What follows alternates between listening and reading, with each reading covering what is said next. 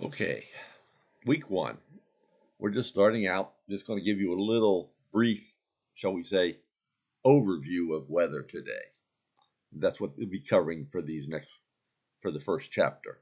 How we monitor the weather, and just how we kind of look at some things within it. So, what are some of the basic characteristics of the atmosphere and weather? First, you got to understand what weather is. Weather is what is happening now, not what happened 10 minutes ago, not what happened 20 minutes from now. If you want to describe the weather, you've got to walk outside the door literally, or have some observation platform such as ASOS, which is a surface automated system, that we could pick up some values. And the quantities that typically describe the weather, I'm sure if you're outside, you want to know the temperature. You probably would care about whether it's humid or not, maybe cloudiness, precipitation, and if the wind's kind of strong or what direction the wind's coming from. That's what describes the weather. And that's not 10 minutes from now. That's not. It is right now. So weather is constantly changing. So if you were to look at the weather now and then go outside an hour later, it may be totally different. So in order to understand what's happening in the weather, we have to be able to describe it at a specific point in time. And climate is just the longer term averages of weather. In climatology, things that might control the actual weather over time. There are all kind of ways of accessing the weather nowadays.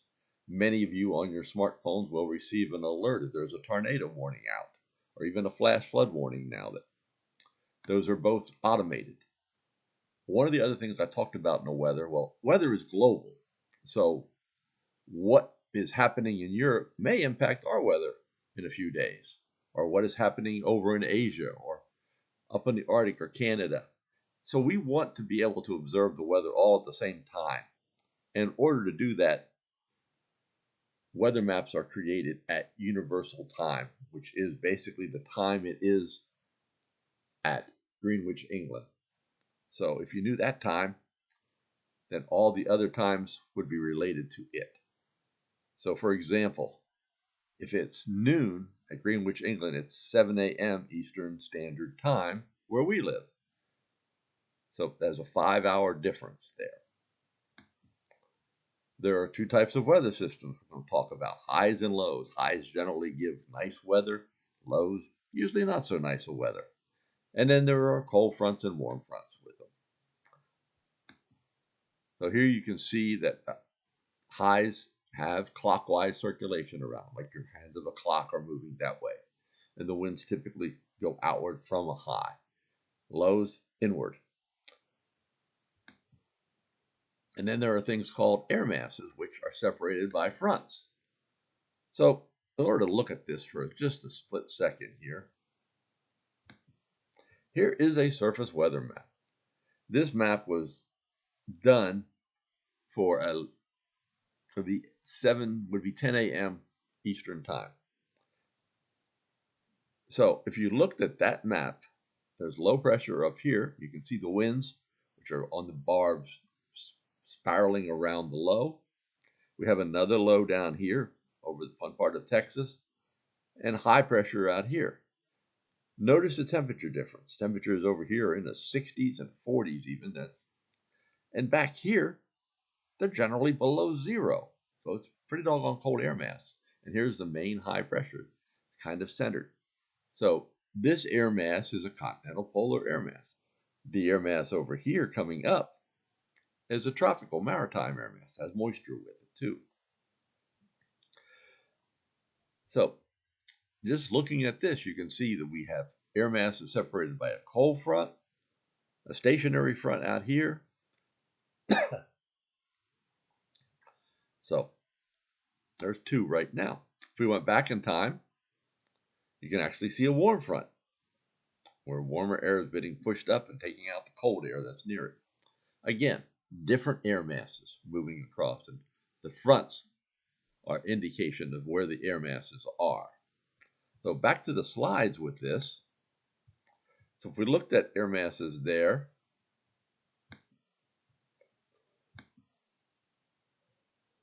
we can see here on warm fronts and cold fronts where the clouds tend to be. Cold air tends to have more cumulonimbus type clouds, thunderstorms with it. Warm fronts tend to have a lot of rain before the actual warm front passes. And the other thing here, fronts are three-dimensional. If you looked back there, you saw the cold air, for example, behind the cold front goes up so far, but then there's a warm layer above that, or warmer layer. So clouds and fronts are all three-dimensional. And winds are three-dimensional too. They move in different directions. Coastal areas have sea breezes or lake breezes. If you live along Lake Erie in the springtime, I'll bet you get a lake breeze. We get lake effect snow off the Great Lakes or the Great Salt Lake sometimes. Florida has a lot of thunderstorms. So here we're going to describe the state of the atmosphere, and we're going to talk about each of these variables over the next weeks. We're going to talk about temperature. We're going to talk about dew point, which is a measure of moisture and relative humidity. We're going to talk about precipitation and how it forms. We're going to talk about air pressure. Air has weight. Knowing we just talked about high and low pressure, and that's one of the things you'll be doing is analyzing that this week. And we're going to talk about sky cover and some possible weather watches. Looking at clouds are kind of fun. They move in all different directions depending on the wind at that altitude. But you can see here on the left are cirrus clouds. Here on the right are more cumulus clouds. Fog is just a cloud that's in contact with the ground. And you can see stratiform clouds, or sheet-like, puffy cumulus. And then cumulonimbus clouds are just big on the vertical cumulus clouds. And they move in different directions. All these clouds move differently, depending on the wind aloft. So if we wanted to look at some clouds just quickly, here, for example, is a satellite image of the U.S.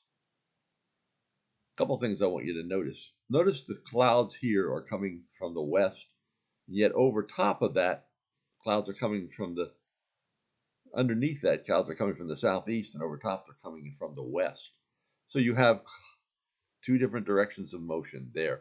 You can see the winds are changing with height. Oh yeah, here's snow. This is where the snow line is. Everything over here is all snow covered. Here's your Great Lakes, probably partly ice covered. Maybe a lot of ice cover up here and some whisk coming off of them. You can see the mountains out here coming in. And we can watch the moisture feed up along this frontal boundary. We saw a low up there and a cold front here, and there's all this moisture feeding up from the Gulf of Mexico along the boundary. So these are just some things you can look at with satellite. And I just wanted you to really get a feel that the weather is three-dimensional, not just where you are located on the surface of the earth. It actually stretches up a ways. So let me know if you have any questions this week.